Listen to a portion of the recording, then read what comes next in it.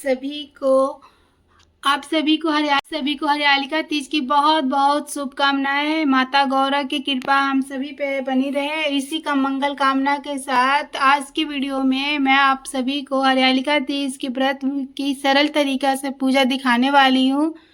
भादों के मास में जो शुक्ल पक्ष की तृतीया को हरियालिका तीज का त्योहार मनाया जाता है।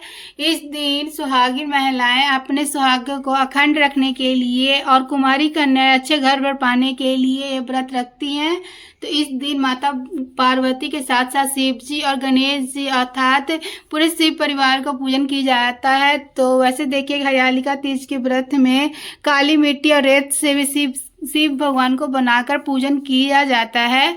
तो लेकिन आपके पास किसी कारण से समय की कमी है, समय का अभाव है, तो आप देखिए फोटो में भी पूजन आप कर सकते हैं। तो यहाँ पर देखिए हमने पूजा के लिए एक चौकी लगा लिया। चौकी के ऊपर मैंने लाल कलर का वस्त्र बिछा लिया है। अच्छे तरीक़ा से हम 16 श्रृंगार अब कर लें।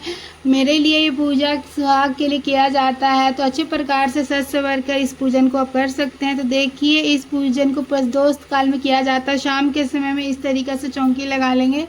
चौकी पे हम गंगा जल का छींटा लगा देंगे। देखिए अक्षतों को यहाँ पर आसन देना है। आप फूलों को भी आसन दे सकते हैं। इसके बाद हम शिव जी का ऐसा फोटो लेना है जिसमें उनका पूरा परिवार हो। तो यहाँ पर मैंने इस प्रकार से शिव परिवार को विराजमान कर लिए हैं। इसके बाद हम यहाँ पर 2 केले के पत्ते ले लिए हैं। इन्हें इस तरीक़ा से चौकी पर लगा लेंगे।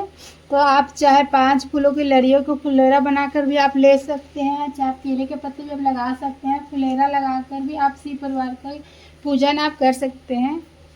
इस प्रकार हमें चौकी पर थोड़े से अच्छा डालना है। यहाँ पर अष्टदल कमल का आकृतिक बना लेंगे। कलश स्थापना करेंगे। हरियालिका तीज पर व्रत में कलश स्थापना करना बहुत ही अनिवार्य होता है, तो कलश स्थापना आप जरूर करें। तरीका से कमल दल का आकृतिक बना लेना है।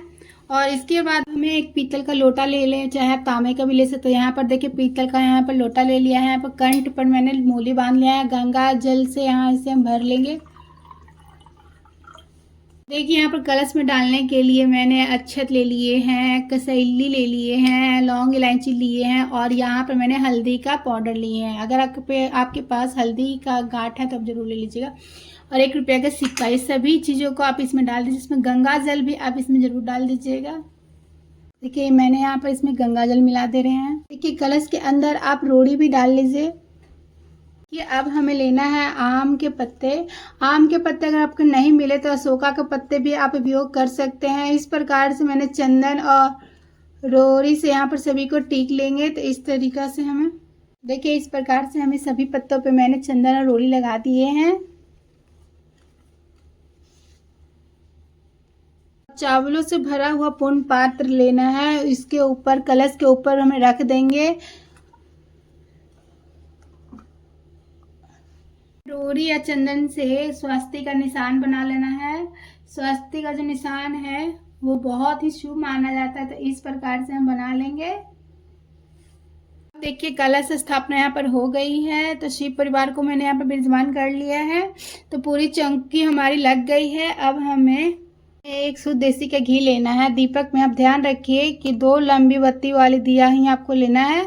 तो दीपक आप काफ़ी चाहे बड़ा भी ले, जो काफ़ी रातों भर आपको जलते रहे। हरियालिका तीज के दिन रात्रि जागरण का बहुत ही विशेष महत्व है। तो अगर आप किसी वक्त पूरी रात नहीं जग पाए तो ये दीपक आपको प्रज्वलित मानी जाएगी।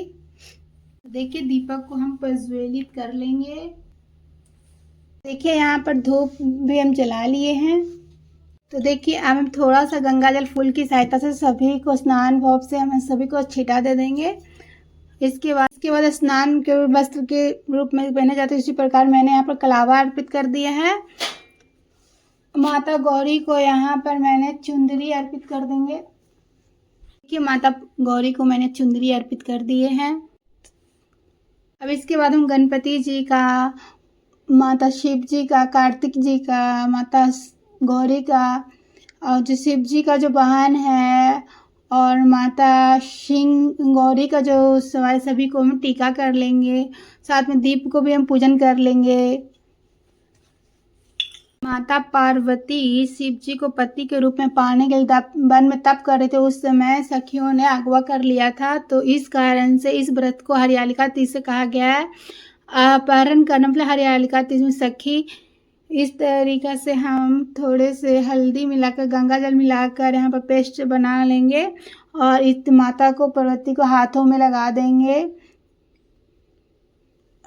उसके बाद हम कुछ बेलपत्र ले लेंगे चंदन से, इस प्रकार से हम टिक लेंगे। अब चाहे मनोकामना भी लिख कर आप शिव जी को अर्पित कर सकते हैं। शिव जी के जो भी प्रिय वस्तु आपको मिल जाते हैं आप ले लीजिए। तो देखिए मैंने यहाँ पर धतूरा मिला है, तो मैं यहाँ पर धतूरा अर्पित कर दूंगी। साथ में मेरे धतूरे का फूल है, वो भी मैंने अर्पित कर देंगे। तो यहाँ पर देखिए उजले फूल है, तो मैं शंकर जी को ये भी अर्पित कर देंगे। और भगवान शिव जी को उजले फूल बहुत प्रिय है, जो भी उनको अति प्रिय फूल मिलता है। देखिए तो ये मुझे ये भी फूल मिला है, तो वो भी अर्पित कर देंगे। तो वन में मिलने वाले फूल पत्ते जो भी हैं तो भगवान को बहुत अति प्रिय है, तो ये सारी चीज़ों को आप अर्पित करें। शमी पत्र भी है, तो वो भी आप अर्पित कर दीजिए। और दुभी आपको मिल जाए तो दुभी आप ज़रूर अर्पित करिएगा, कि सारे चीज़ें शंकर जी को बहुत ही अति प्रिय हैं। तो आप ये सारे मिल जाएंगे तो आपको ये अर्पित सब कर देना है। साथ में पीले फूल मिल जाए तो वो भी आप अर्पित कर दीजिएगा। माता पार्वती जी के लिए आप जो उड़हुल का फूल आप लाकर अर्पित कर सकते हैं। भगवान शिव जी को वन में मिलने वाले फूल पल पत्ते इसमें बहुत ही प्रिय है, तो माता पार्वती ने वन में तप किया था, तो इन्हीं चीज़ों को अर्पित कर कर भगवान शिव को प्रसन्न किया था। तीन व्रत में तीन संख्या के फल में आपको अर्पित करना है, कर सकते हैं। तो कोई भी आप एक भी आप अर्पित कर सकते हैं। तो यहाँ पर मैंने केला, अमरूद और नारियल का फल अर्पित किया है। साथ ही में मिठाई भी अर्पित कर लेंगे। इसके साथ जो भी अपने घर में पकवान बनाए वो भी आप अर्पित कर सकते हैं। तो इसके साथ माता पार्वती को यहाँ पर अब हम 16 श्रृंगार अर्पित करेंगे। जब भी सुहाग का पूजन होता है तो माता गौरी को या माता पार्वती को पूजन करें तो श्रृंगार का सामान आप जरूर अर्पित करें, चाहे आप पाँचों वस्तुएं आप करें, चाहे चूड़ी, बिंदी, महावर, सिंदूर, ये पांचों चीज़ें आप अर्पित करें। अब चाहे जितना भी कर सकते हैं। जो मैंने यहाँ श्रृंगार का सामान अर्पित किया, यहाँ पर कुछ माता पार्वती को यहाँ पर अर्पित कर देंगे। जो बिंदी मैंने यहाँ पर लिए हैं जो गौरी को यहाँ पर लगा देंगे। तो देखिए मैंने यहाँ पर श्रृंगार का सामान में कुछ माता रानी को यहाँ पर लगा दिए हैं, माता गौरी को। के साथ सीधे हाथ में फूल और अक्षत लेकर हरियालिका तीज के व्रत कथा हम पढ़ लेंगे। तो हरियालिका तीज व्रत में गौरी तृतीया के व्रत में कहा जाता है, तो ऐसा व्रत है जो आजीवन रखा जाता है, या छोड़ा नहीं जाता। तो पूरे दिन निर्जला रहकर इस व्रत को किया जाता है। तो यहाँ पर मैंने कपूर आरती कर रही हूँ। आप चाहे घी का दीपक भी लगाकर आरतियाँ कर सकते हैं। तो इस प्रकार से सभी प्रेम पूर्वक हम आरती कर लेंगे। तो देखिए यहाँ पर मैंने कलश के ऊपर दीपक आप रात्रि भर अखंड जलता रहता है, तो जो रात्रि जागरण का फल वो पूरा प्राप्त होता है।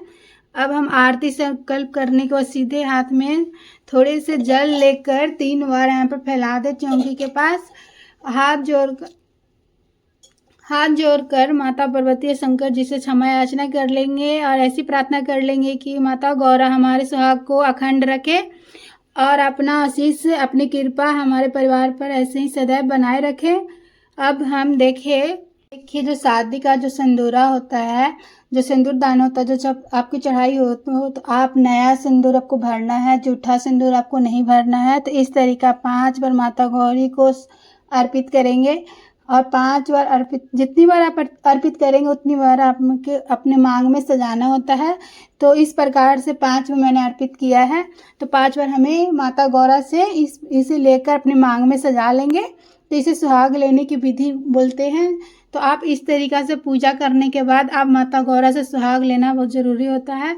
तो इस तरीक़ा से हरियालिका तीज का व्रत पूजा करने के बाद माता गौरा से सुहाग लेना बहुत जरूरी है। से हरियालिका तीज का जो मुख्य पूजन है जो संपन्न होता है, और हरियालिका तीज के व्रत में सरल सी विधि आप लोगों को कैसी लगी तो कमेंट कर जरूर बताइएगा। अगर वीडियो आप लोगों को अच्छी लगी तो लाइक करिएगा, शेयर करिएगा, और मेरे साथ जुड़े रहने के लिए मेरे चैनल को दिए गए तरीका से हरियालिका तीज के व्रत में प्रदोष काल में जो मुख्य पूजन है जो संपन्न होता है, तो हरियालिका तीज के व्रत की पूजा की सरल सी विधि आप लोगों को कैसा लगी तो कमेंट कर जरूर बताइएगा।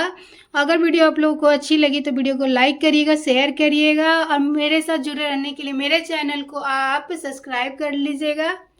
मिलती हूँ मैं किसी और वीडियो के साथ, तब तक लगी रहिए। ओम राधे राधे।